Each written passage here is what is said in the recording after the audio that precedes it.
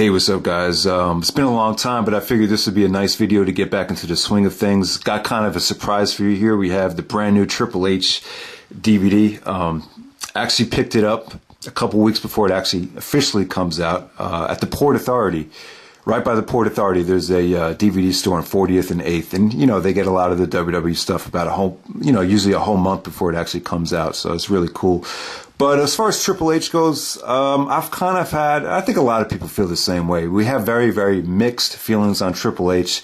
You know, there's the highest of highs and the lowest of lows. I mean, he's had some great, moments in his career. Particularly for me, I think my favorite Triple H moment was the Tough Enough speech. I think he earned a lot of people's respect when he put those Tough Enough kids in line, and just, you could just see his passion for the business really come through in that Tough Enough promo. Returning from the quad injury, the return to Madison Square Garden, the great title run he had in 2001 as well, when he was just a great worker, when he was a great athlete.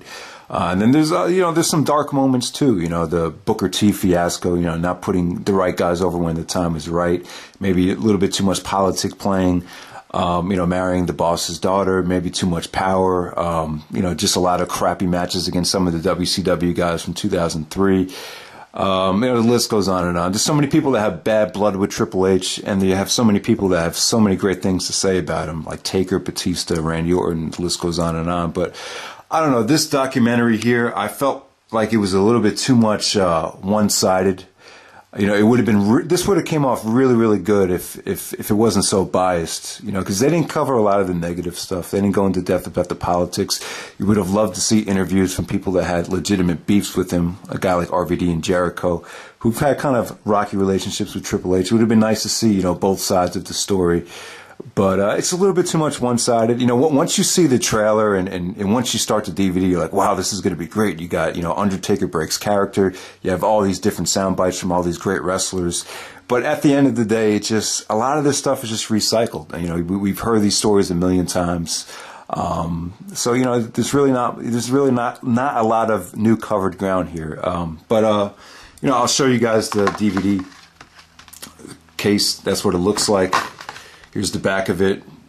Normally I won't do this stuff, but since this had just come out and no one has it yet, that's the reason why I'm doing it. But yeah, I'll go over the match listing a little bit later, but here's the artwork.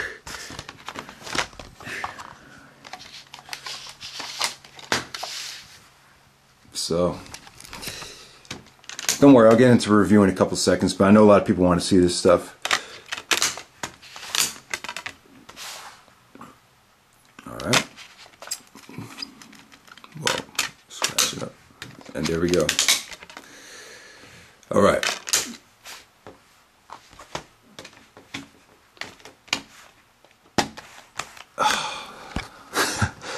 Alright, so what can I say about this DVD? I mean, Triple H has released a lot of, DVDs in the past. You had The Game, you had That Damn Good, the Suncoast exclusive, which was just matches, which I really like that DVD. You also had, The Game, and you had another, The King of Kings from 2008. See, a lot of this stuff is recycled from that King of Kings documentary. That wasn't really a documentary, but it was like, Triple H would talk in between all of the matches, and a lot of the stuff you already talked about, like DX invading WCW. They spent a lot of time on that and how it was so cool. Shawn Michaels actually said that was his favorite moment ever as a wrestling fan. I'm just going to jump around and talk about some of the interesting stuff. So I'm not going to go through it chapter by chapter. A really cool moment on the documentary. And Triple H, I just get a feeling like he changes a lot of his stories. Like he totally changed around the WrestleMania 18 story with Rock Hogan. At first he said he wanted to go last because, he wanted, if it would have crapped on everyone that ever had the championship if he and Jericho didn't go last. And then a couple years later, he actually changed the story and said he was really disappointed about how, Rock and Hogan stole the show and he didn't want to go last. So a lot of this stuff, you just feel like he changes his story, and particularly with the Vince McMahon thing. He actually talked to Vince and said he's the one that wanted to come to the WWF, and he's the one that made the phone call. And Vince said, why do you want to come here? But, I remember, another soundbite where it was Vince that approached him. So, you don't really know what to believe with some of this stuff. That's my point there. But really cool. I like how he, he said in this one, that he approached Vince about the job and wanted to come to the WWF because he felt like he wasn't getting any better in WCW because it was all these established guys. There wasn't a lot of house shows. He didn't feel like WCW was the kind of place where talent can develop and get better. He wanted to wrestle every single day, 300 days a year, and actually, feel himself getting better. And he felt like he wasn't getting that done in WCW. So that's the main reason he wanted to come to the WWF. So that was an interesting soundbite. They spent a lot of time on Stephanie McMahon and the relationship and the whole marriage thing. It was cool because they went back to Taker. He actually went up to Taker and asked him, do you think this is a good idea? And Taker was like, I don't know. He didn't let it take time to think about it. And then, Taker was like, fuck it. If you love her, you love her. That type of thing. And Triple H legitimately said that he truly believes that the marriage has nothing to do with business. That's what he says. And he said, they really spent a lot of time on it and really kind of drove home the point that the marriage was such a gamble, because if the marriage with Stephanie did not work out, then it was like career suicide. It's like, that's the end of his career. That's it. So the marriage had to work. And, it's one thing to say, like, do you really love each other? Or, is the marriage strictly about just your love for each other? Or maybe a lot of it does have to do with the business. You don't really know. I know a lot of relationships that are just done because, the people need to put up with each other for financial reasons.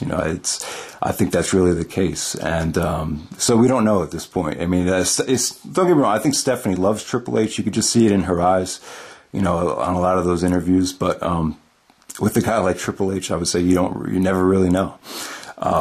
Because I think he's done some shady things. And like I said, guys, the documentary is very, very one-sided. There's just, Triple H has done so much stuff. I mean, there's been so many feuds and so many feuds that they skipped over. I mean, the documentary, it could have been about 4 or 5 hours.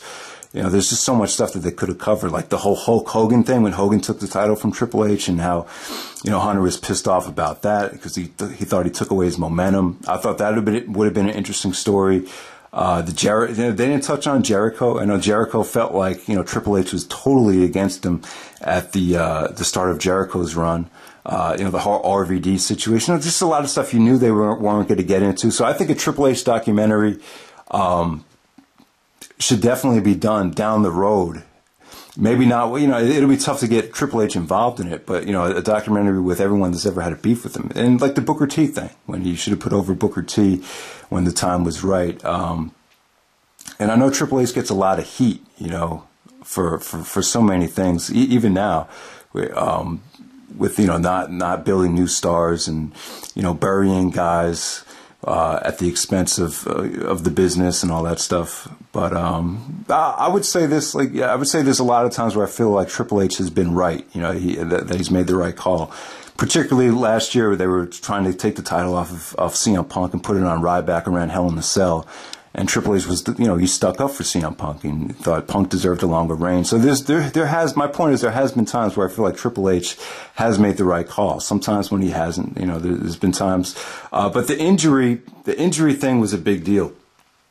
To me, when you see the documentary, it kind of drives home the point. Like the injury was a bigger deal than I think people remember it being. It really was the torn quad.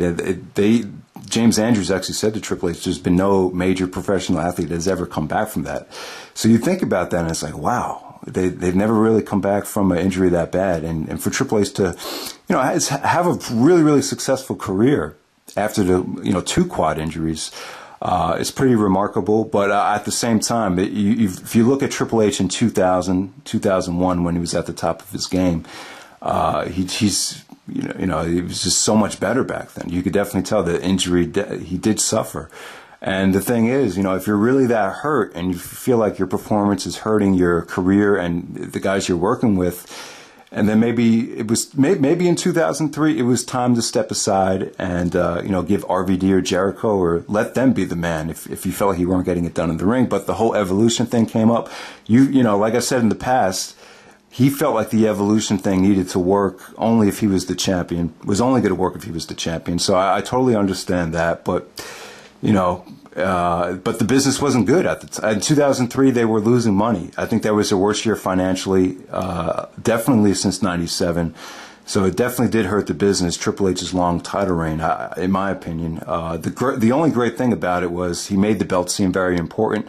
That's why I'm a little bit happy that Triple H is back on TV as a heel, pretty much the spokesman for Randy Orton, because I feel like he's making the championship important again. I know people are frustrated with Danny Bryan getting squashed every week, or made to look weak every week. But I think in the end, it's definitely good to have Triple H back as a heel and back caring about the championship again. I think that's huge for the company. It's something the company hasn't had in a while. But the other thing I want to touch on is Randy Orton. They actually had talked about the WrestleMania 25 with Triple H and Orton trying to file Taker and HBK, and Orton came across like he didn't really care. He was just happy to be in the main event of WrestleMania. He said, yeah, the life was sucked out of the building, but he still kind of looks at it as a positive experience. It was the only time Randy actually officially main evented WrestleMania, but Triple H really, you couldn't really tell, but he was frustrated. They actually put a stipulation together where if he got disqualified, he would lose the championship, and he felt like that was a mistake because it had to be a war. Well, my thing is, why would Triple H has so much power. How come he didn't, politic his way out of it? I mean, they've gotten out of so much shit before. You're telling me that Triple H couldn't, change the stipulation right before the match? I mean, they've done that all the time. Even WrestleMania X7, they changed the stipulation right before Rock and Austin. So, I don't know. I don't buy that. I don't know what went on there, but I agree. Triple H said that match needed to be a war. There were so many people invested in that Orton and Triple H storyline. That should have been no holds barred, balls to the wall.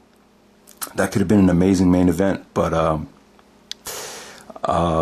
it just wasn't to be. It ended up being the flattest WrestleMania main event of all time. So that was that. And the big thing about the documentary were, if you read some of the comments, people were shocked that Taker breaks character and,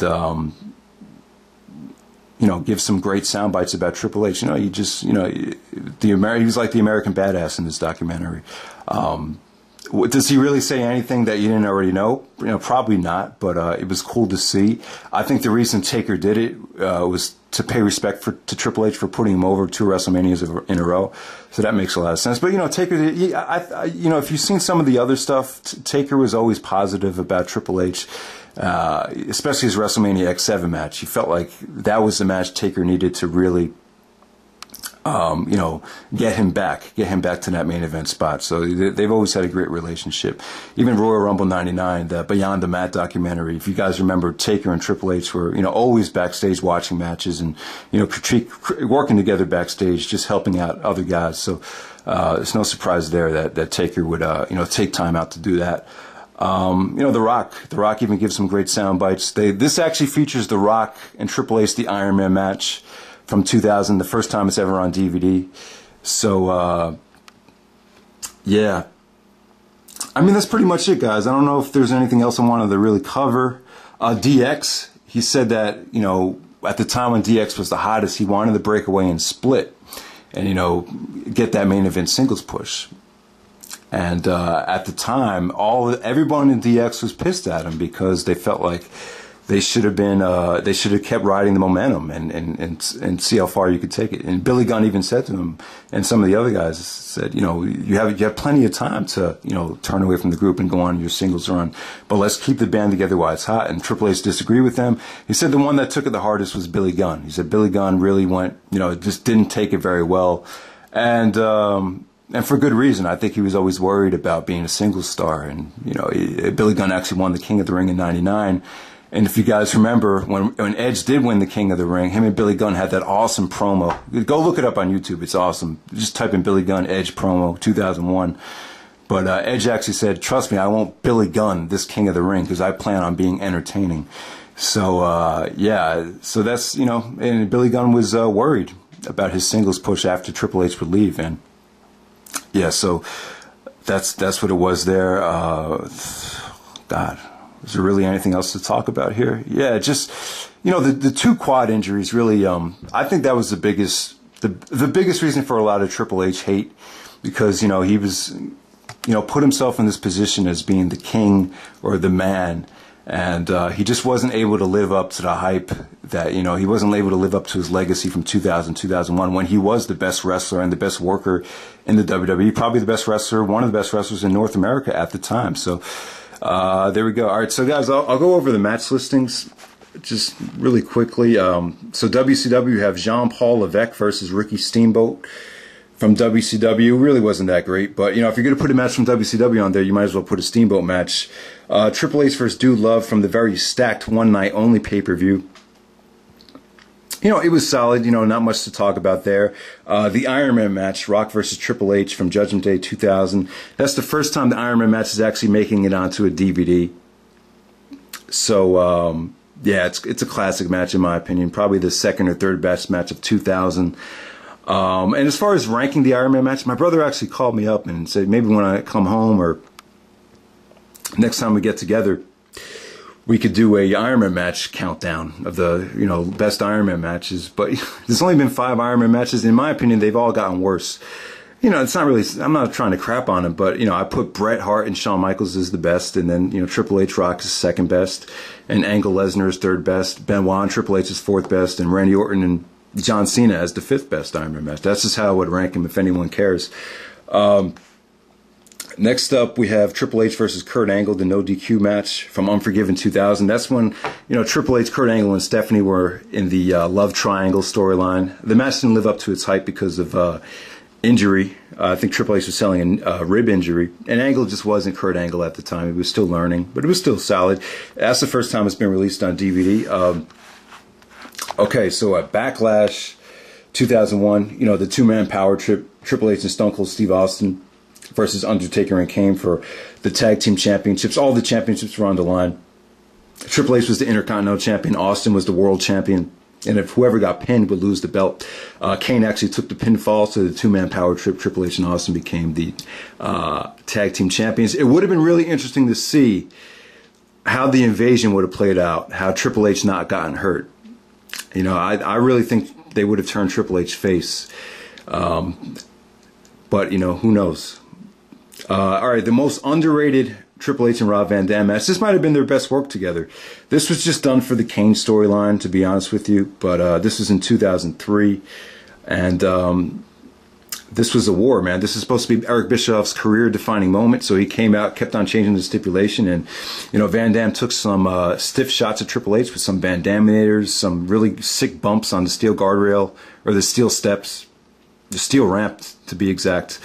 But, yeah, so pretty good stuff between Triple H and Van Dam. Not a lot of people know about that match, but one of the best television matches from Raw in 2003. To be honest with you. And next up we have the Royal Rumble Last Man Standing match, Triple H versus Shawn Michaels. This was very bloody. This was very emotional because a lot of people were pissed off that Bischoff reversed the decision on Raw when Shawn actually pinned Triple H, you know, at the end of 2003. So that was a good match there. Ric Flair versus Triple H. WrestleMania tournament match, so Triple H can earn the right to face John Cena at WrestleMania. I mean, yeah, it wasn't as emotional as some of the other Flair and Triple H matches. This is probably their weakest match together. Triple H versus King Booker T from SummerSlam. Triple H's return from the second quad tear. Yeah, a lot of people don't like this match because they feel like Booker T was squashed again. I really didn't mind it. You know, Booker T was kind of on the way out. I didn't care for the King Booker gimmick. But I understand it. He beat him in like 10 minutes. You know, if you're going to beef about a Triple H Booker T match, I see more people having more of a gripe with the WrestleMania 19 one. All right, so Triple H versus Randy Orton, last man standing for the WWE Championship. If you guys remember, John Cena actually got hurt from wrestling Mr. Kennedy and tore his pectoral muscle. So at No Mercy, the title was vacated. And it was awarded to Randy Orton, and then Triple H and Orton had like 2 matches on the show, and it culminated in a last man standing match. I was really pissed off because I actually came home from college just to see this pay-per-view, and I ended up hurting my ankle right before basketball tryouts. But the only reason I came home that weekend was to see Jericho come back, because everyone thought Jericho was going to come back that day and, you know, challenge the champion. But I don't know, that's kind of a dark moment for me for personal reasons. But next up we have Jeff Hardy versus Triple H. This was from the UK, SmackDown 2008. Vladimir Kozlov got involved. It wasn't as good as some of the Hardy Triple H pay-per-view matches. And then we have Triple H versus Chris Jericho. This is on Raw, the build-up to the TLC ladder match between Jericho and DX. And good stuff there between Triple H and Jericho, but, you know, I felt like some of the DX Jericho stuff at ringside kind of took away from the match. But that's pretty much it, guys. Triple H, Thy Kingdom Come. Once again, here it is. I'm